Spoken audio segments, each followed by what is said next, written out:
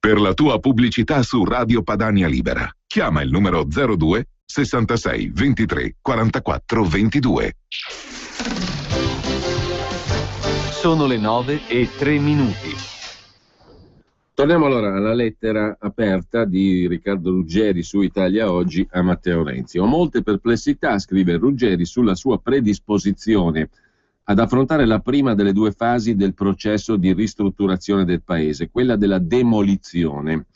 È invece certamente idoneo, caro dottor Renzi, per la fase della ricostruzione. Lei sogna di essere Blair, forse lo è già. Il fatto è che Blair, senza il lavoro sporco della Thatcher, sarebbe stato un politico normale, non vincente. Anche lei è un politico di razza, non un mezzo sangue come i suoi colleghi. Se non lo fosse, non sarebbe arrivato ad essere premier a 39 anni. Importante, ma non sufficiente. Vede, lei, proprio come Blair o Obama, è un capo, non un leader. Per ora, almeno, sia chiaro, meglio un capo che un funzionario, come sono stati quelli prima di lei tutti, da Ciampi a Letta, salvo Berlusconi, anche lui capo ma non leader. Ma il lavoro sporco lo sa fare e lo fa soltanto un leader. Mi ha molto incuriosito la struttura del suo linguaggio. L'ho studiata, è molto simile a quella di un amministratore delegato. 30 anni fa la usavo nelle convention dei venditori, seppur con diversi riferimenti culturali e giochi di parole per chiamare l'applauso. A questo proposito le cedo una locuzione che usavo spesso e che ben si adatta a questo momento. Non ci sono passeggeri sull'astronave Terra, siamo tutti equipaggio. Marshall McLuhan. Caro dottor Renzi, il Paese ha un tale stadio di decomposizione che prima di iniziare le cure che immagino abbia in mente, lei dovrebbe intervenire chirurgicamente, tagliando senza pietà interi pezzi dello Stato. La prima, fra virgolette, privatizzazione sarebbe quella dell'alta e altissima burocrazia pubblica e sindacale. Dovrebbe ridimensionare il ruolo delle élite, i Buffett e i Soros nostrani, che anelano a una patrimoniale, un chip per loro, una mazzata per quel che resta della classe media. Smantellare pezzi dello Stato richiede solo grande coraggio. Sono decisioni a costo zero, atti amministrativi da non negoziare con alcuno, non comportano passaggi in Parlamento. Dalla sera alla mattina licenzia 4 o 5 mila mastrapasqua, paga il dovuto, ne sostituisce solo una piccola quota con persone di fiducia.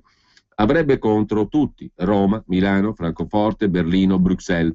Se non lo fa, o la rosolano a fuoco lento o sarà un servo. I suoi grandi elettori si sono già inventati un succedaneo delle elezioni generali, le primarie del PD, assurte a riferimento della volontà popolare, per cui dobbiamo prendere atto che Berlusconi è l'ultimo premier eletto nelle urne. Oltretutto, alle primarie PD, le classi povere hanno votato per Cooperlo e per Civati. Le classi ricche, uscite per un giorno dai salotti e dalle banche, pelosamente hanno votato per lei, Renzi. Mi auguro che convenga con me che questa è una visione ridicola della democrazia, della quale non so lei, ma io mi vergogno. E poi che tristezza vedere la sinistra della mia giovinezza kennedianamente lobotomizzata, ridotta così. Con un filo di speranza, l'ultimo, mi chiedo, lei è proprio così come appare? Oppure sotto le spoglie del Fonzi da elezioni c'è un'astuta Thatcher da governo che nei prossimi giorni si paleserà? Le confesso, scrive Riccardo Ruggeri su Italia Oggi, quelli della classe sociale in cui mi riconosco, quelli che il PIL in silenzio lo producono e non lo consumano spesso a sbaffo, sono talmente disperati che prima di buttarsi definitivamente verso i movimenti che si ispirano al modello Tea Party, si aggrappano a lei. Costoro non si lasceranno però sfuggire l'occasione irripetibile di considerare le prossime elezioni europee come un referendum non pro o contro l'Europa, ma contro gli eurocrati e le élite. Alle europee non voteranno il loro partito, sia esso il PD, Forza Italia, Nuovo Centrodestra, no. I più intelligenti voteranno contro questo concetto burocratico elitario di Europa. Qualsiasi movimento che si oppone ferocemente agli eurocrati è buono. L'esempio, spero l'abbia colto, nel referendum svizzero è diventato maggioritario proprio grazie a quei cantoni a bassa immigrazione, come voto contro gli eurocrati, un'Europa di cui non fanno neppure parte, che li ha umiliati come popolo. Perché veda, gli eurocrati, i burocrati, sono come gli eunuchi della dinastia Tang, governavano umiliando il popolo. La composizione del suo governo e i suoi primi atti ci faranno subito capire chi è lei, conclude Ruggeri, e la controprova sarà immediata. Se l'establishment euroamericano, l'Economist in testa, la incenserà, capiremo che quel filo di speranza che avevamo è definitivamente caduto. Lei non sarà mai la nostra Miss Thatcher. Mi auguro di cuore che ciò non sia. Così Riccardo Ruggeri in primo piano su Italia Oggi. Sempre da Italia Oggi poi c'è l'intervista al grande amico di Napolitano, Emanuele Macaluso, storico nome del PC. Matteo Renzi non poteva lasciare le nomine a Enrico Letta. Letta è saltato per 50 manager. I vertici di Enel, Eni e Poste sono centri di potere da governare. Per questo è arrivato Renzi, sostiene Macaluso. E infine, sempre da Italia Oggi, citiamo l'articolo di Tino Oldani a pagina 12 sul presidente delle Poste Italiane che guadagna 600.000 euro all'anno, 1,5 milioni l'amministratore Sarmi, 1,5 milioni di euro. Il presidente delle Poste, Ialongo, è un ex sindacalista CISL e prende il triplo del presidente delle Poste inglesi. Indennità di merito sempre al massimo. Lo studio di Roberto Perotti, docente alla Bocconi, fa emergere le molte magagne pubbliche. E infine, sempre da Italia Oggi, il sindaco di Verona Tosi, impallinato politicamente con l'arresto in carcere per corruzione del suo ex vice sindaco nel comune di Verona. Non ha commesso reati, ma scatena la Lega da lui punita, scrive Italia Oggi. Infine chiudiamo con il Sole 24 Ore, il Sole 24 Ore che si occupa dell'incarico a Renzi, subito le riforme, quali sono le sue priorità, riforme istituzionali, Senato, titolo quinto, lavoro, contratti a tutele crescenti. Cosa significa? Un contratto a tempo indeterminato con 3 anni di inserimento ma senza articolo 18, ma anche salario minimo e addio alla causale per i contratti a termine. Pubblica amministrazione, Renzi se ne occuperà ad aprile. Per i precedenti 2 punti, rispettivamente lavoro a marzo, riforme istituzionali a febbraio, con la legge elettorale compresa, e Senato e titolo quinto. Ad aprile pubblica amministrazione. Cosa bisogna fare? Semplificare, dice il dottor Renzi, semplificazione di adempimenti fiscali e non, un nuovo assetto della dirigenza pubblica, riduzione di alcune funzioni. Infine a maggio il dottor Renzi aprirà il capitolo fiscale, meno tasse sul lavoro, taglio del cuneo fiscale attraverso riduzione IRAP per le imprese e detrazioni IRPEF per i lavoratori.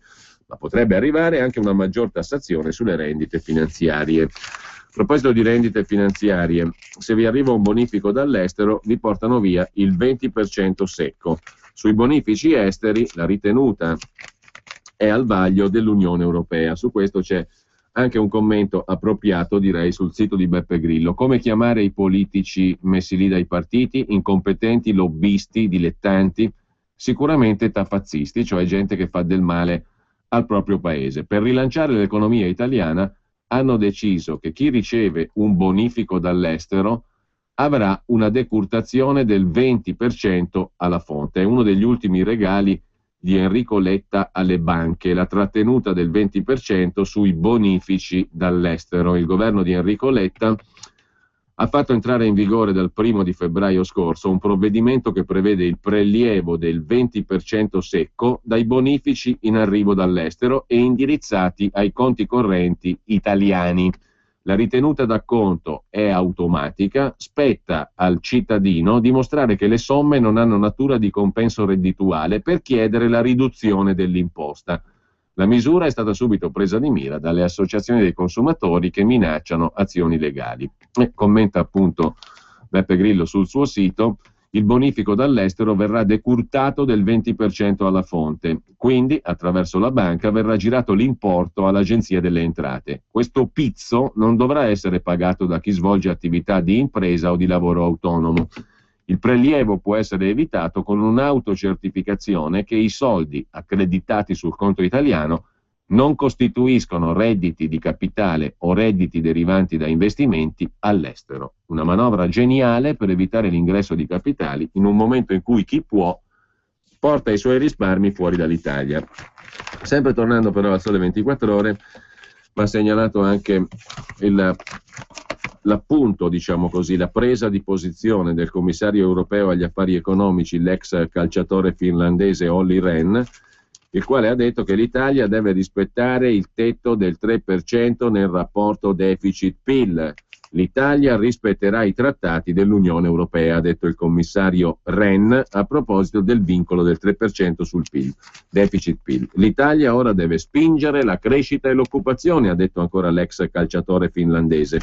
E sulla clausola di flessibilità per gli investimenti per l'Unione Europea è tempo scaduto, ma secondo il ministro dell'economia Saccomanni, quella di metà febbraio per la presentazione delle misure all'Unione Europea è una scadenza solo tecnica, la partita è ancora da giocare. Dalla spending review sono attesi tagli per 2 punti di PIL entro il 2016.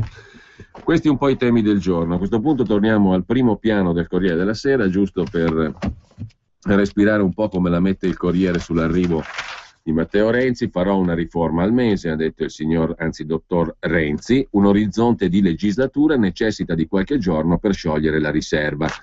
Discuteremo, ha annunziato ieri il dottor Renzi, discuteremo entro febbraio il lavoro urgente sulle riforme costituzionali ed elettorali da portare all'attenzione del Parlamento e subito dopo, a marzo, immediatamente la questione lavoro. Nel mese di aprile la riforma della pubblica amministrazione, a maggio il fisco. Discuteremo, poi c'è il Parlamento e tutto il resto. E il Consiglio di Stato, come notava prima il commentatore di Italia Oggi. Ai giornalisti ha detto Renzi: leggendovi in questi giorni, nel difficile compito sui nomi, mi sono venuto a noia da solo.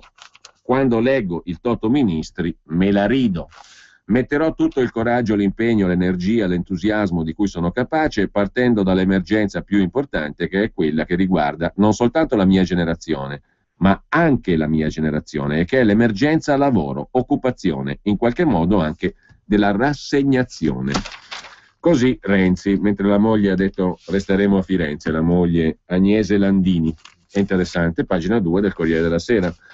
Poi c'è il lungo pezzo di Aldo Cazzullo che parte appunto da un Renzi ultrapopolano perché non vuole la scorta.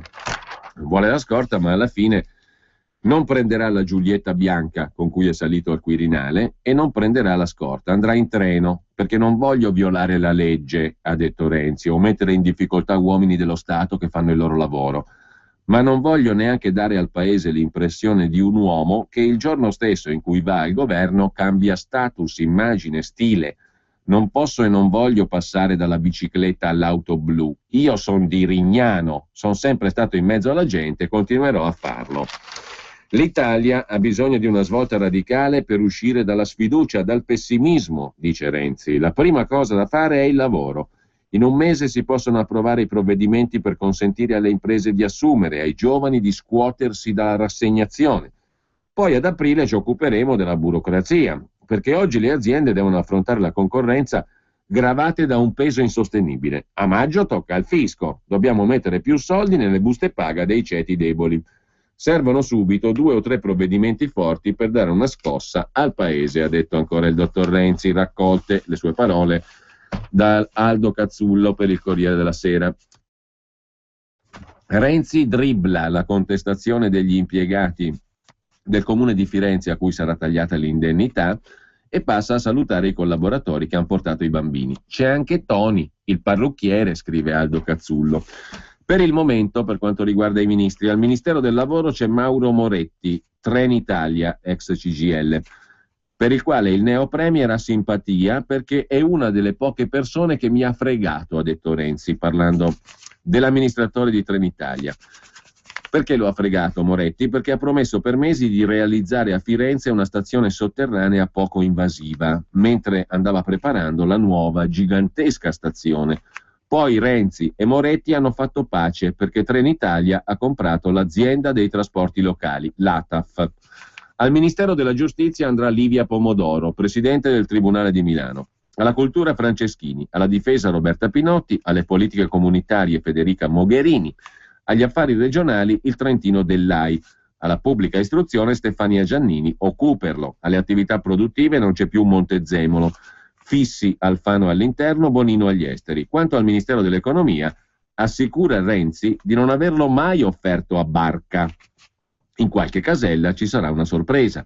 Il premier incaricato pensa a Saviano, il quale ha appena confessato di essere un pochino psichicamente instabile, va avanti a psicofarmaci. Saviano dunque appare una suggestione più che una probabilità. Intende ricucire con Enrico Letta e coltivare il rapporto di stima con Mario Monti, Renzi. E infine, una volta dimostrato che l'Italia fa sul serio, potrà chiedere a Bruxelles e a Berlino di spendere di più per la crescita, così la racconta Cazzullo. Ci sono poi i consigli di Napolitano sulla squadra del governo, secondo titolo del Corriere, l'indicazione per i ministri politici, ma in grado di guidare la macchina dello Stato. Il Colle dedicherà particolare attenzione ai ministeri dell'economia, della giustizia e degli esteri, scrive il quirinalista del Corriere Marzio Breda. Poi c'è l'elogio di Tony Blair. Per Matteo Renzi Tony Blair è un punto di riferimento e Tony Blair ha ricambiato la stima. Le sfide, ha detto Blair alla DN Kronos, sono formidabili, ma Matteo ha il dinamismo, la creatività e la forza per farcela con la combinazione di realismo e idealismo necessari per i tempi che viviamo, dice Tony Blair, il quale sarà senz'altro un idealista, però è molto realista, perché da quando ha smesso di fare il premier britannico guadagna miliardi facendo il conferenziere. L'Europa ha bisogno che l'Italia assuma il ruolo che le compete nella leadership, ha detto ancora Blair, e i leader europei dovrebbero sostenere compatti Matteo mentre si assume la responsabilità per il futuro del suo paese. Già nello scorso dicembre, quando il sindaco di Firenze vinse le primarie PD, Blair si dimostrò entusiasta e disse che è un vero politico progressista, rappresenta uno spirito di ottimismo e di speranza per l'Italia e per l'Europa. Complice la Toscana, i due si sono incontrati diverse volte, scrive il Corriere della Sera. Poi c'è la questione di Alfano, il patto con Alfano, le cadreghe, il sindaco di Firenze assicura la coalizione sarà non variabile, la necessità di un'intesa da stilare nel dettaglio. C'è la questione del ministro dell'economia, Renzi al bivio, si parla di Guido Tabellini, rettore della Bocconi, resta l'idea di affidare il Ministero dell'Economia al fedelissimo Graziano Del Rio, ministro uscente del governo Letta. Il sindaco chiede aiuto a Montezemolo per Alitalia. E poi c'è Barca tradito dalla radio, come scrive anche il Corriere della Sera. De Benedetti lo starebbe pressando per fare il ministro dell'Economia e c'è un paese che fra un mese potrebbe scoprire che non c'è nulla, c'è il niente sotto a Renzi. A fine giornata Fabrizio Barca, dopo essere stato protagonista della giornata per questa telefonata che abbiamo sentito prima in apertura di rassegna stampa del finto Vendola, a fine giornata Fabrizio Barca è affranto e riesce soltanto a dire che si sente violato come se fossero entrati i ladri in casa.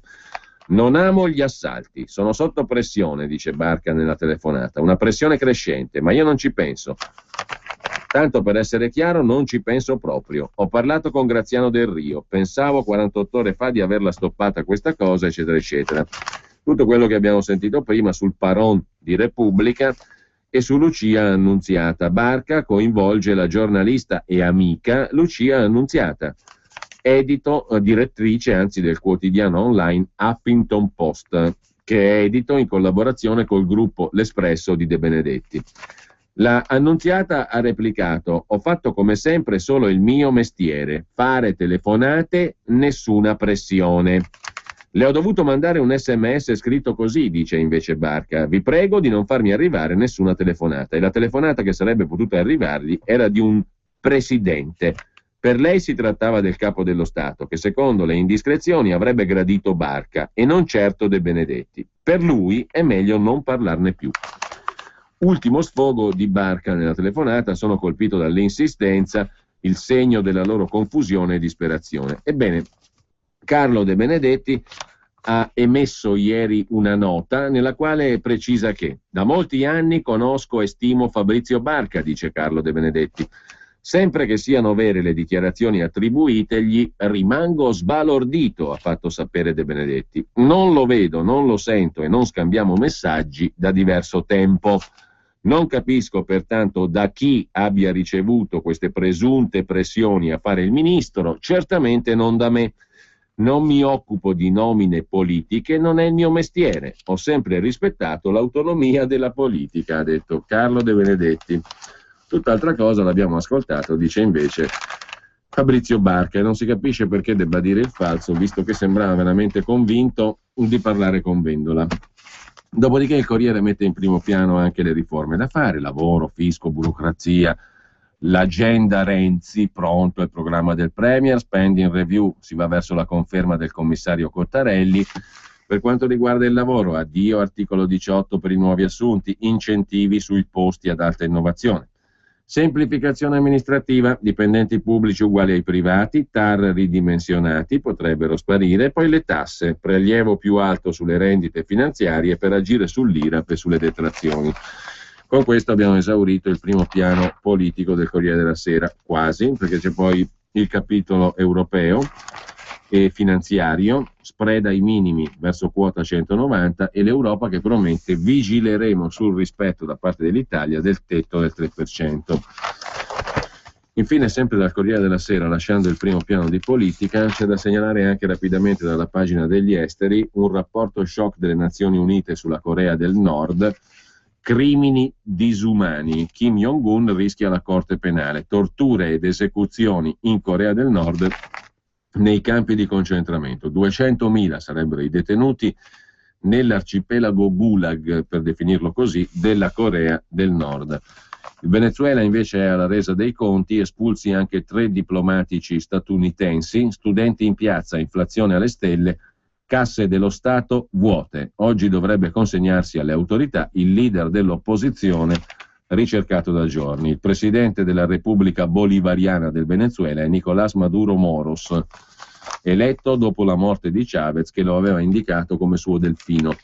Infine, sempre dal Corriere della Sera di oggi, ma per la pagina di cronaca, la Procura di Milano ha chiesto il rinvio a giudizio per Formigoni e per altri 11 perché la Fondazione Maugeri era abituata a pagare i politici per i favori. Secondo Formigoni tutto regolare, mai dimostrata la mia colpevolezza. Sarebbe anche il compito di un processo, dimostrare o meno la colpevolezza di un soggetto. Comunque, le ipotesi di reato sono di associazione a delinquere e corruzione. Al presidente Formigoni oltre 8 milioni di euro di benefit, dice la Procura, che ha individuato una rete di società per i fondi neri, a partire dalla Fondazione Maugeri di Milano, che avrebbe movimentato 61 milioni e mezzo di euro fra 2004 e 2011 attraverso la società MTB in Austria e la società SIB di Malta, che convergono verso la Svizzera Nord Consulting, attiva tra 2004 e 2009 e poi 2011. I fondi vanno a finire a Madeira, Portogallo, su conti rubrica gestiti dalla Nord Consulting, e da lì si dipana una raggiera di società che toccano Bahamas, Stati Uniti, Panama, Gran Bretagna, Irlanda, Madeira, Lussemburgo, Austria, Seychelles, Dubai, Olanda e Nuova Zelanda. Secondo gli inquirenti, secondo i pubblici ministeri, la Fondazione Maugeri di Pavia sarebbe stata favorita per anni, come il San Raffaele, da delibere della Giunta regionale Formigoni per un totale di 200 milioni di euro. Sempre secondo la Procura, i fondi sarebbero poi stati dirottati nelle casse della Fondazione Maugeri sotto forma di rimborsi ulteriori di prestazioni sanitarie. E secondo la Procura, la Maugeri avrebbe poi restituito in un secondo momento parte del denaro, 70 milioni di euro, in false consulenze. Per i pubblici ministeri una quota, 8 milioni di euro, sarebbe rientrata nella disponibilità di Formigoni come benefit di lusso, cioè case, uso di yacht e finanziamenti per la campagna elettorale. Altra questione giudiziaria tocca invece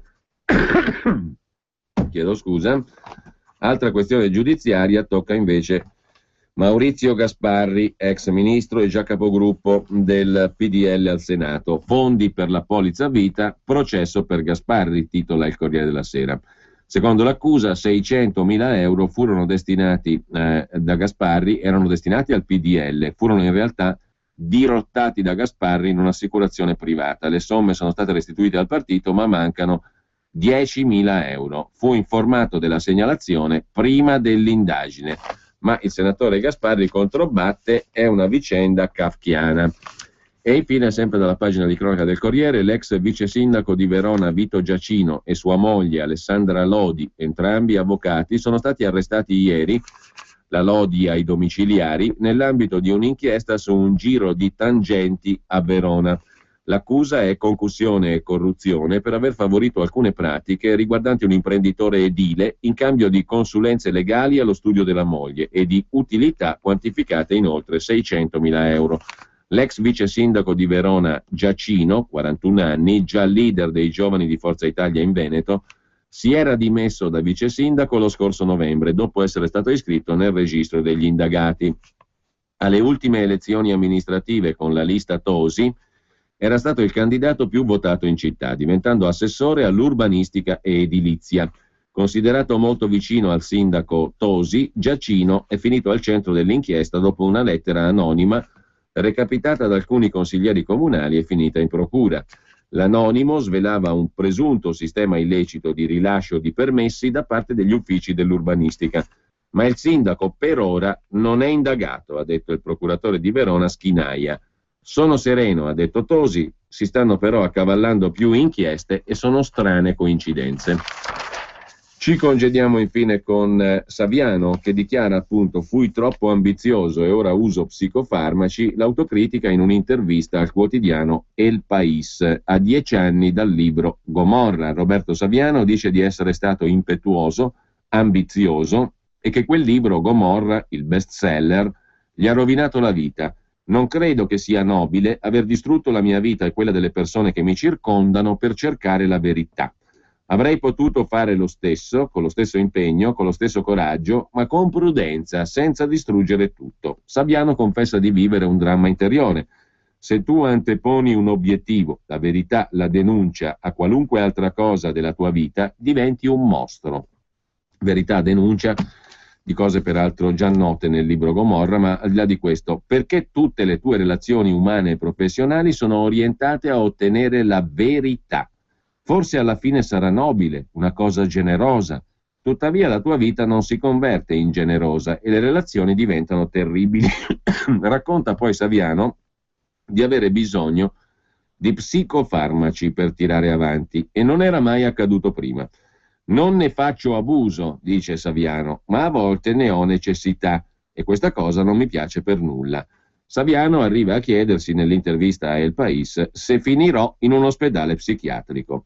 Dopo che la sintesi dell'intervista ha fatto il giro della rete di internet, Saviano ha deciso di tornare sull'argomento con un post su Facebook e si è lamentato che sia stata diffusa solo una parte di un'intervista sul suo lavoro e sul nuovo libro che sta per essere lanciato in Spagna, peraltro. Guarda caso, ma fa più notizia il gossip, scrive Saviano, che non le informazioni che potrebbero davvero cambiare il nostro presente. Arresti, sequestri, riciclaggio, scrive Saviano, che si rivolge ai suoi lettori. In Italia tutto è possibile, scrive Saviano, e non escludo che i soliti giornali del fango possano in futuro utilizzare questa notizia per darmi del matto. Ma so che a porre argine ci sarete voi, cari lettori. Ancora una volta grazie. I poteri che racconto non temono le mie parole, temono i miei lettori. E la vostra pericolosità risiede nella capacità di leggere, approfondire, diffondere, capire. Qualcosa che stona in tutto ciò, a parte gli antidepressivi, diciamo così, e a parte gli psicofarmaci che, dice Saviano, utilizzo. Non ne faccio abuso, ma a volte ne ho necessità. A parte gli psicofarmaci, qualcosa non quadra. Comunque, ci salutiamo qui. Buona mattina a tutti da Giulio Cainarca.